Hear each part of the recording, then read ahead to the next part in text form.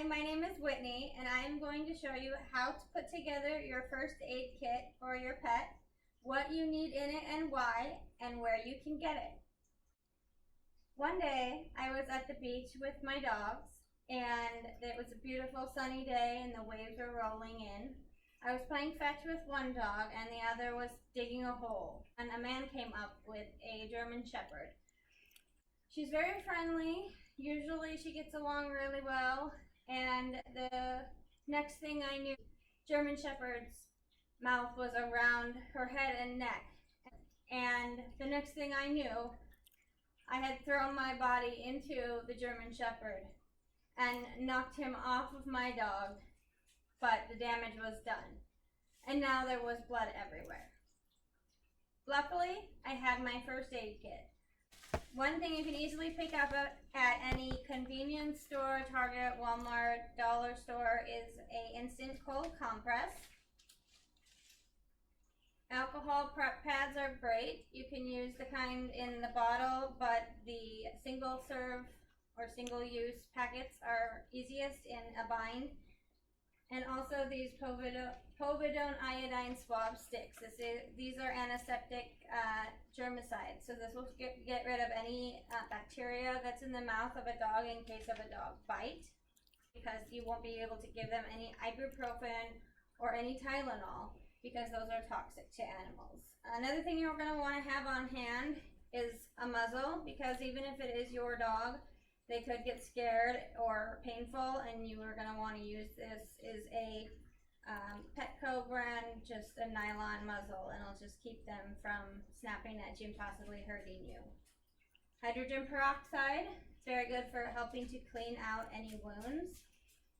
Also, this is a self-adhesive, so this is not going to stick to any fur or hair or anything, but it'll stick to itself so that you can put pressure on any wounds.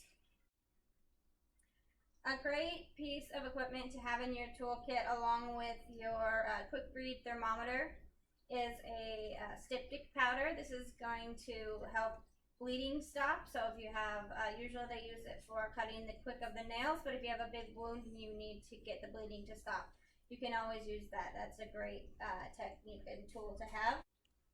I have quite a bit of experience dealing with animals in sticky situations. I've worked with several animal rescues. I've helped assist programs that do outreach for homeless pets and pets that are on the streets or in the shelters. I've also helped out in emergency situations with my own pets, as well as helping my older dog give birth to a litter of puppies.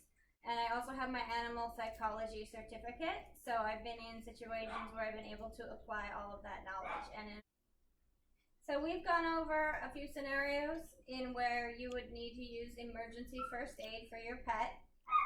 Here's some products that are helpful to have. I've told you guys about some medications that you can use, some medications that you can't, some tools that you need to have on hand just to be safe. Many of these items you may already have in your home or in your first aid kit, but many things that you do not have for a human, like a muzzle, you can get at your local pet supply stores. So always make sure you guys are prepared. You can pick one of these up at a hardware store, the 99-cent store, Target, and make sure that you guys replenish your kits. And make sure you know that you have working batteries. Some things you want to make sure you have in your kit are a roll of gauze, especially important, disposable gloves, preferably latex free. To make it easy for you guys, I've got a list of items for you to put together and get your emergency first aid kit for your pet together today. Don't wait for something to happen and that you need something in the event of an emergency. Assemble your kit today and make sure that you're prepared for the next emergency.